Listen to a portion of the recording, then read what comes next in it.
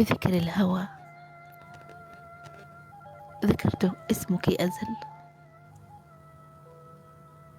وأزلت كل عباراتي، ووضعت حروف اسمك مكانها كي تزين كتابي وصفحاتي، وحكايات عشقي التي كتبتها يوما بقلمي بل بقلبي.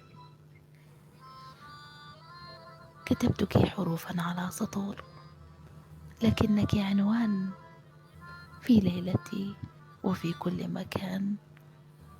تحدثني عنك رائحة الياسمين كلما يفوح ذكر اسمك ويملأ المكان. يا أزل، أنت الباقية بين حروفي وكلماتي، وأصبحت حديثي النابض بالحب. ومن بعدها توجهت إلى اسم آخر كان اسمه فخامة،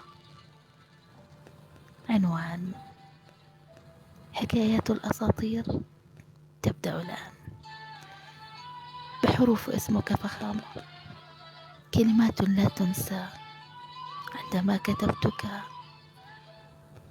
بحبر العيون كي تزين وتتلون حروفي بلون عيناك التي هي بلون السماء.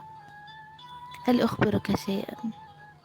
أنني كلما كتبت لك يفوح من محبري عطرا يملأ المكان.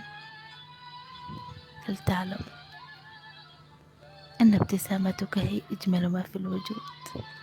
ومنذ عرفتك اكتملت الأبجديات واكتملت السطور والقصائد. لكم مني كل الاحترام. أزل.